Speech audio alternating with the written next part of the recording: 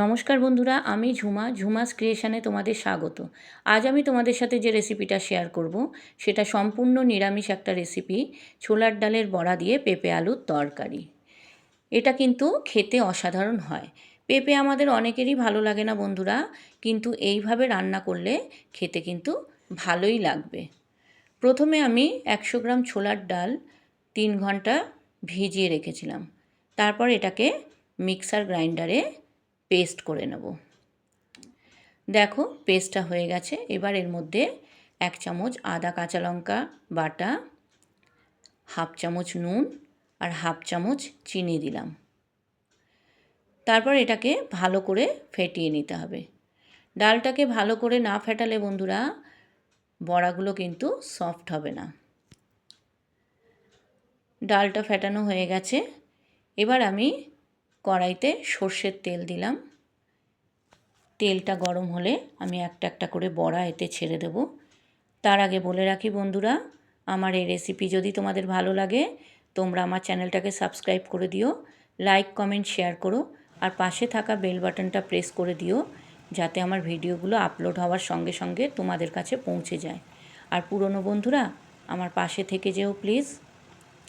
বড়াগুলো লাল লাল করে ভাজতে হবে। দেখো বড়াগুলো আমার ভাজা হয়ে গেছে। এবার আমি এগুলোকে তুলে রাখব। তোমরা কে কোথা দিয়ে আমার ভিডিওটা দেখছো বন্ধুরা কমেন্টে জানিও, আর রেসিপিটা কেমন হলো সেটা কিন্তু অবশ্যই কমেন্টে জানিও। বড়াগুলো সব তুলে রেখে ওই তেলের মধ্যেই আমি 2টো তেজপাতা আর সামান্য জিরে ফোড়ন দেব। জিরে আর তেজপাতাটা দিয়ে কিছুক্ষণ নাড়াচাড়া করে এর মধ্যে আমি পেঁপে আলু দিয়ে দেব। দেখো আলু আর পেঁপে কিন্তু আমি সমান মাপ করে কেটেছি। এই তরকারিতে কিন্তু পেঁপেটা কিন্তু একটু বড় বড়ই দিতে হয় বন্ধুরা, দেখতেও ভালো লাগে আর খেতেও ভালো লাগে। এইবার আমি এর মধ্যে হাফ চামচ নুন দিলাম, দিয়ে ভালো করে নাড়াচাড়া করে কড়াইটাকে ঢেকে দেব আর গ্যাসের ফ্লেমটা লো করে দেব। মিনিট 5 পর ঢাকাটা খুলে দেখলাম পেঁপে আলুটা মোটামুটি সিদ্ধ হয়ে গেছে আর একটু ভাজাও হয়ে গেছে। এইবার এর মধ্যে আমি আদা আর কাঁচা লঙ্কার পেস্টটা দিয়ে দেব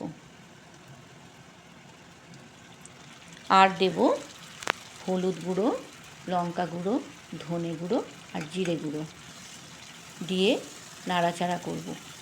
আর মশলার বাটি ধোয়া জল এর মধ্যে দিয়ে দিলাম যাতে মশলাগুলো পুড়ে না যায়।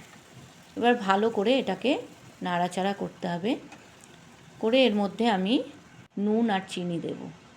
এতে দিলাম হাফ চামচ নুন আর 1 চামচ চিনি। নুনটা হাফ চামচ দিলাম কারণ পেঁপে আলু ভাজার সময়ও আমি নুন দিয়েছিলাম, তাই নুনের পরিমাণটা তোমরা বুঝে সুঝে দিও বন্ধুরা। ভালো করে মেশানো হয়ে গেছে। এবার কড়াইটা আমি ঢেকে দিলাম আর গ্যাসের ফ্লেম লো করে দিলাম। মিনিট 3 পর ঢাকা খুলে দেখলাম মশলাগুলো কষানো হয়ে গেছে আর তেল ছেড়ে দিয়েছে। এবার আমি এর মধ্যে 1 মগ জল দেব।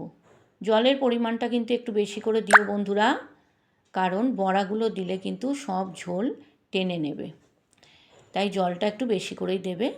আবার ঢাকা দিয়ে দিলাম। মিনিট 2 পর ঢাকা খুলে দেখলাম তরকারিটা ফুটে গেছে। এবার এর মধ্যে আমি বড়াগুলো দিয়ে দেব। বড়াগুলো দিয়ে আবার আমি ঢেকে দেব। খেতে কিন্তু খুব ভালো হয় বন্ধুরা।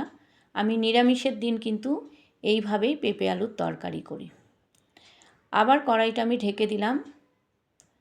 কিছুক্ষণ পর ঢাকা খুলে এর মধ্যে 1 চামচ ঘি আর একটু গরম মশলার গুঁড়ো দিয়ে দিলাম। তারপর ভালো করে গরম মশলা আর ঘিটা মিশিয়ে নিয়ে আমরা এবার একটা সার্ভিং বলে ঢেলে রাখব। দেখো আমার পেঁপে আলুর তরকারি রেডি। দেখো কেমন লাগছে বন্ধুরা, তোমরা কিন্তু অবশ্যই জানিও, খেতে কিন্তু খুব ভালো হয়। একবার হলেও তোমরা করে দেখো আর আমাকে কমেন্টে জানিও। তোমরা ভালো থেকো, সুস্থ থেকো, সবাই সবার পাশে থেকো। ধন্যবাদ বন্ধুরা।